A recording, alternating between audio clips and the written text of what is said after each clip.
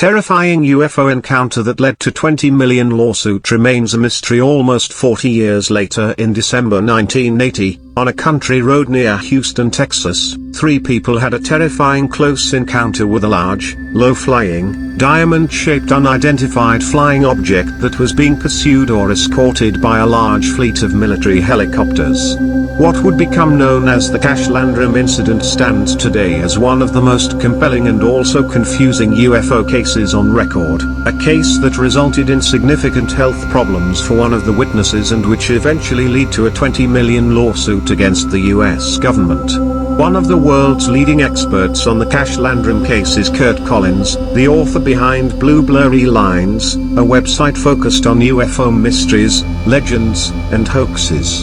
In 2015, Curt was on the investigative team that exposed the Bewitness alien photo fiasco, the Roswell Slides research group. His detailed accounting of this expose was featured in my 2017 book UFOs, Reframing the Debate. More recently, Curt launched The Sources That Time Forgot with Claude Falkstrom, focused on unearthing tales that UFO history has overlooked or would rather forget.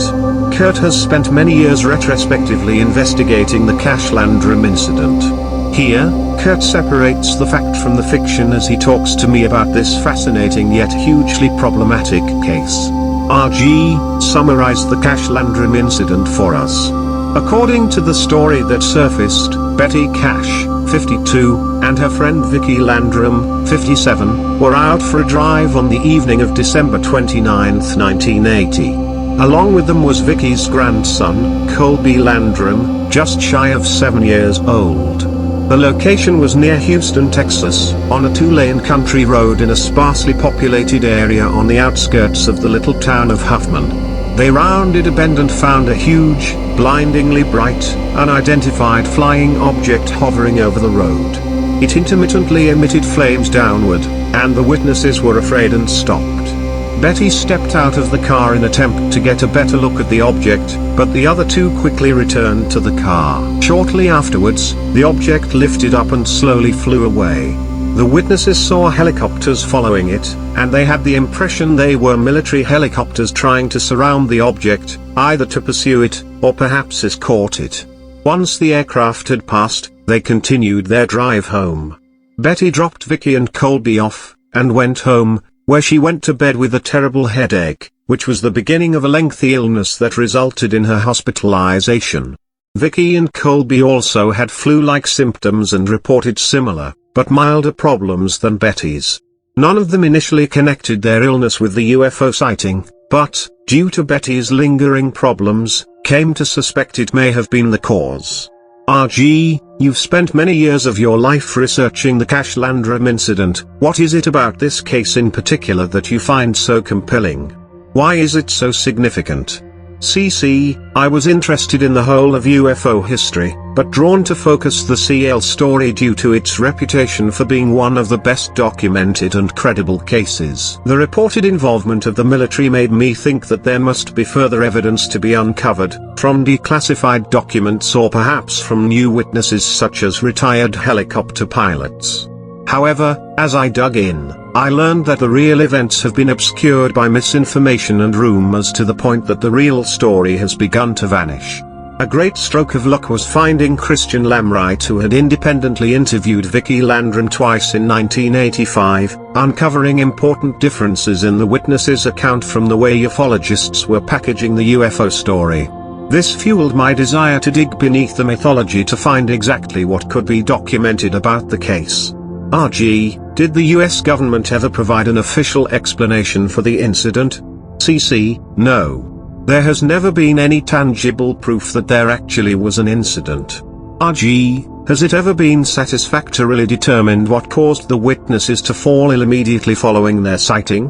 What was the nature of their poisoning? CC, due to the way the events unfolded, we can't be sure what happened.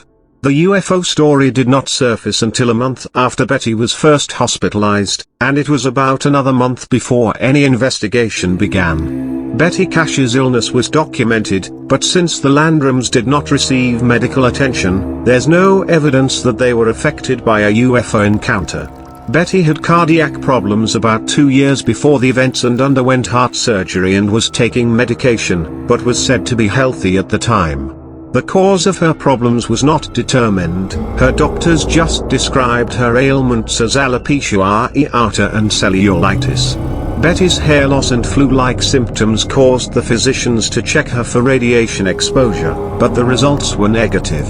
RG, what was the official response to the sighting, from local authorities and from the military? CC, it was over a month before the UFO incident was reported, and then it seems to have been informal. Vicky Landrum told her neighbor, Dayton Police Chief Tommy Waring, but the sighting had occurred out of his jurisdiction. He located a card with the phone number for the National UFO Reporting Center, and Vicky called them, which eventually led to news coverage and a civilian investigation. The military did not become involved until August 1981, after Betty Cash wrote to Texas senators, who advised her to file a complaint at Bergstrom Air Force Base near Austin, Texas. The witnesses were interviewed and given damage claims forms, and afterwards there was a brief investigation, but they found it improbable that such an event could occur undetected so close to Houston Intercontinental Airport by tower equipment, personnel or the pilots of the many aircraft in the area. In 1982, Representative Ron Wyden asked for an investigation into whether U.S. aircraft had been involved in the incident. The Department of the Army Inspector General, DAIG, assigned Lieutenant Colonel George Saran the task of investigating, and, by all accounts, he did a thorough job. Saran found the witnesses to be credible, yet found no indication to support their claims that any helicopters had been involved. RG, what agency, if any, do you feel the helicopters belonged to? Indeed, did the helicopters exist at all? CC, at one time, I was convinced the helicopters were part of the Army's Task Force 158, training for a mission to rescue the American hostages in Iran. The timing, the equipment and the secrecy of the project are all tantalizing close matches, but ultimately it just doesn't fit. After learning more about the requirements for equipment and personnel, the fleet of helicopters has become the most unbelievable aspect of the story, instead of its best lead. RG, why was the witnesses' court case against the government dismissed? CC, the lawsuit is a very unfortunate aspect of the case, and a true instance where the witnesses were victims. In my opinion, they were used as pawns by ufologists. Their absentee attorney Peter Gersten had been involved with several lawsuits to disclose UFO documents, and part of the things he asked for in interrogatories were to probe other UFO rumors.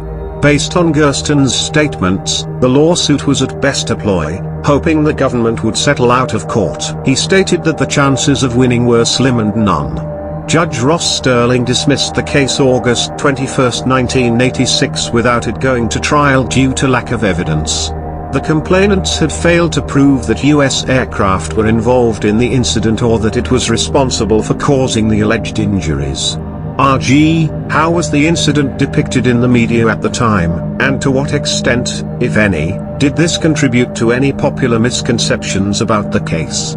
CC, the first coverage of the story was in the tabloid press, followed by local news, then national exposure on ABC's Good Morning America. Some of the coverage was lurid and sensationalized things, but it stuck generally close to the events the witnesses described. The problem was that it received attention only because it was a UFO story, perhaps diminishing the chance for a proper investigation.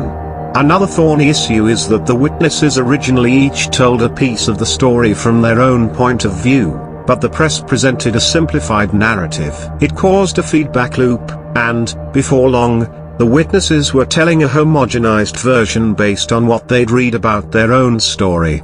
A related problem about the press coverage is that it produced a few additional alleged witnesses to a UFO or helicopters, but none of them had reported anything before the story was in the news. Those kind of witnesses are admissible evidence in ufology, but not something that would hold up in court. RG, what role did the UFO research community play in investigating the Cash-Landrum incident, who were the key investigators, and to what extent have the efforts of ufologists helped to elucidate the complexities of this strange and disturbing case? CC, Ufology got off to a bad start with the Cash-Landrum case, and it's possibly a more complicated story than the UFO incident itself. The Aerial Research Phenomena Organization, APRO, had the first crack at things, but a rogue intercepted the report and sold it to the tabloids instead of investigating. Weeks later, John F. Schuessler, the deputy director of the Mutual UFO Network, MUFON, was contacted by Betty Cash, and he became the primary investigator for the case and became a rabbi for the witnesses, an advisor, confidant, their de facto press agent, and part of the story. Schuessler certainly seems to have had good intentions, but in trying to present the witnesses in the best light, did much to transform the story into a legend.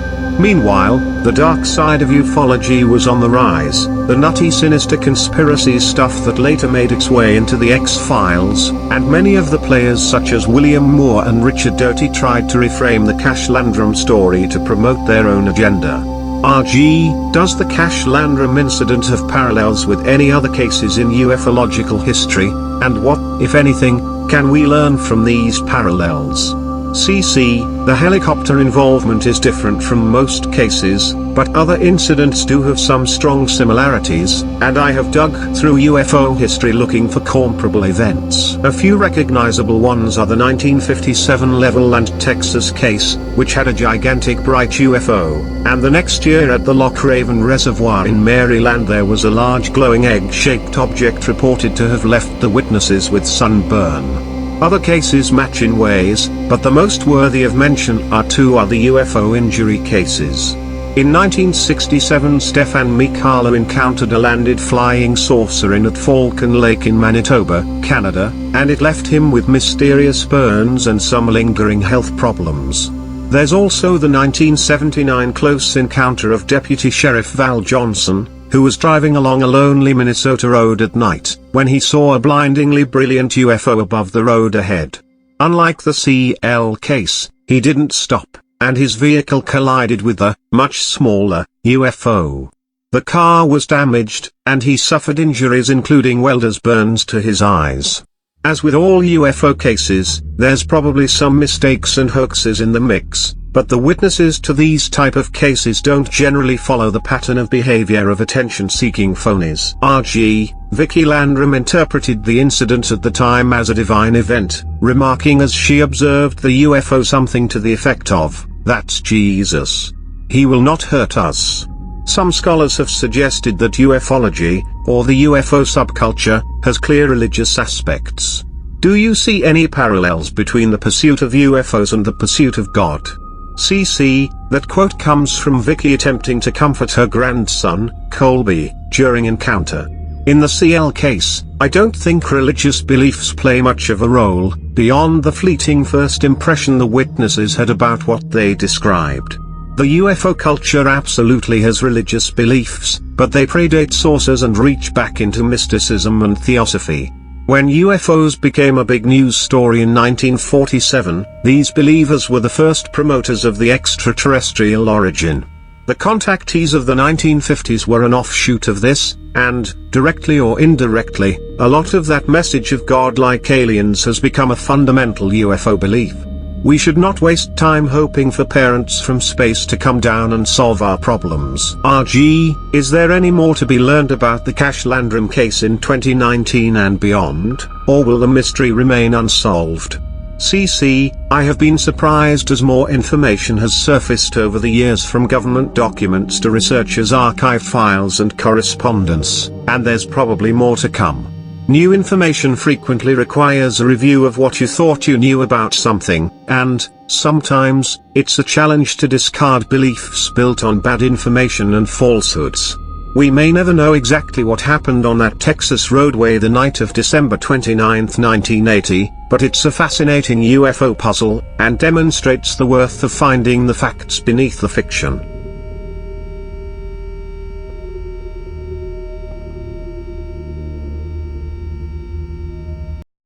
Yes, sir, this is Victor Landrum from Dayton, Texas. Yes. A deer come down and it was like fire was coming from it. Uh-huh. Right ahead of us and we had to stop. And we got out of the car. We which I didn't stay out but just a minute because I had my little grandson, which I got custody of, and I got back in the car. There's nothing happened to me but my eyes is burned. But the Betty Cash that was with me that night not started coming, and she had a real terrible headache. And so she's been in Parkview Hospital over 2 weeks. I got out and she stayed 2 weeks and I had to put her back. And all of her hair has come out. They can't find out exactly what's wrong with her. They keep saying it could be this. There's a possibility of that. But instead of her getting better, she gets worse. And could it have had anything to do with that thing that we stood and watched? Because we were close enough to it that we felt a fire from it. How close do you feel you were to that? I'd be safe to say it wasn't more than maybe a block and a half from it. Lit up the whole element. And I thought the world was coming to the end. I really did. Told my grandson not to be afraid that if he saw something come out of it, that it would be Jesus. That's all that way I could explain to him to keep him from going into his area. Was this a fairly large object? Yes, sir. Would it be larger than your car? Yes, sir. And did it land on the ground? No, sir. It come down almost to the treetop, and then it went back up and went to the right of us. And we counted 23 helicopters.